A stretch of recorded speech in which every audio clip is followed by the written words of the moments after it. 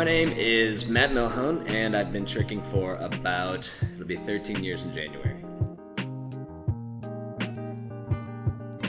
You know, I haven't really had like one of those kinds of injuries that put me out for a long time. I've sprained my ankle twice, which is funny because that's like, those are the significant injuries that I remember, like incidents.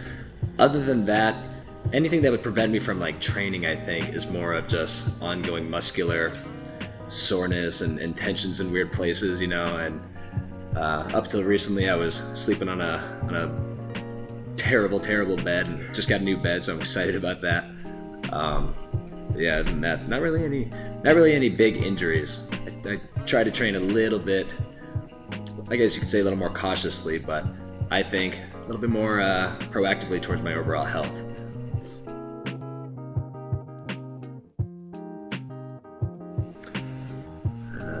My style, I would say technical. I like to think, you know, I plan things out a little bit more before I go into them. I'm actually trying to work on being a little bit more abstract, I guess, just let my body do what it wants to do. But typically, because I figure I have a martial arts background, I tend to approach combos with certain hits in mind, certain like connections, kicks, whatever it might be, and finishing through to a series of like power moves. So I guess I try to follow a certain maybe pattern whenever I make combos. Oh, swings, by far. Back swings. Love corks. Corks, variations, anything like that with swings.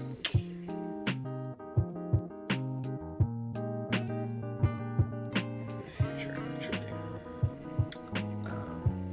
I see a lot of things changing, but I also see not very many things changing. Like, I think in tricking, maybe there are, you know, there's obviously a lot of diversity, a lot of different kinds of communities, people from different backgrounds, walks of life, and there's people that want different things for the sport. But I think, personally, I don't really think it's a sport. I think tricking is just a medium for movement, you know, an expression, whatever you want to get out there and do with your body and express yourself that way. I think in terms of maybe a professional future in tricking, like people wanting to be pros and getting paid for what they love to do, which is obviously not uncommon in any industry. I think that you're always going to have those people, and they're going to find a way to make it happen. And you know, you might not even hear about them quite as much, because it seems to me, I don't know, a lot of the controversy on that topic, like on the future of tricking, you know, where's tricking really going to go? I think a lot of that gets instigated and then perpetuated by people that maybe aren't, I don't want to say anyone's not qualified to speak on it, because obviously you should be able to say what you want to say, but I think maybe there are a few people that are pursuing a professional future in tricking and doing it well, doing it, you know, kind of low key, very professionally. Tricks wise, I think it's gonna be insane. Like who knows? It's every day with Showdown, you know, these kids right now, some 13, 14-year-old kids doing the most incredible stuff. It's hard to really imagine, I think, what's coming next in terms of tricks. You know, what more can they really do? But every day it's something, you know.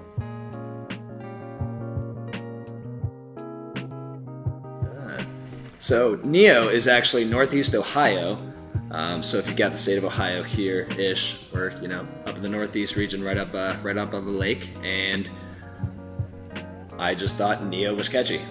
To be honest, thought about that when preparing for the first Neo gathering back in 2012, and I thought I want something short and sweet and easy to remember, and something that creates an emotional kind of attachment, if we're getting more like marketing here, but something that when you say it, I don't know, it just creates an image in your head, and I hope that's kind of what it's lived up to be.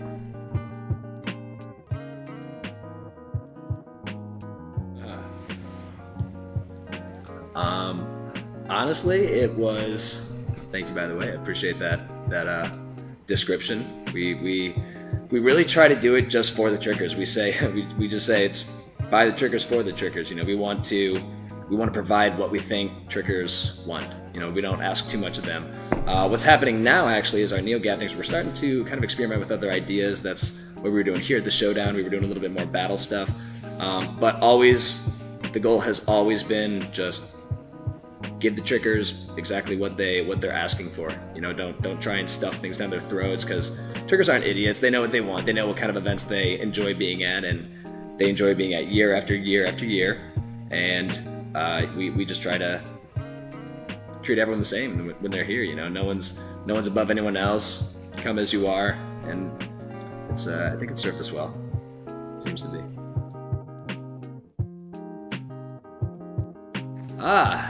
So Neo Motion is, you'll notice, of course, building on the Neo. Over the years, as I've been hosting the Neo gatherings, I have also been actively pursuing a coaching career, and I now teach at 2 locations. One here in Avon Lake, which is kind of like my space that I rent out, and I set all my own rules and all that, and my own prices, everything, and that's doing well. And then I teach in another city called Mentor, which is actually where it's the Neo 1 gym, you know, where John Van planted the triple B twist and all that.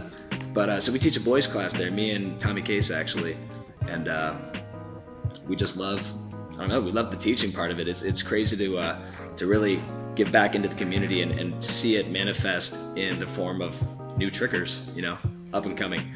That was what was so cool about the Showdown, is that we had our own students here, a lot of them that Sam has worked with, or I or Tommy have worked with, and they battled and they did well. It was awesome. So they're what really motivate us, and Neo Motion is really just trying to bring tricking and break it down into a smaller, more manageable, you know, set of bits and pieces that young kids can begin learning and enjoying and getting the benefits from. You know, personally, tricking has been, you know, it's the cliche, it's been the life changer for me, but honestly, it's given me a lot of confidence, a lot of, I don't know, I guess a lot of the confidence to just do what I want to do in life and not worry about what other people are doing and stick to my guns. And Neo Motion is just about giving back to the community in that way.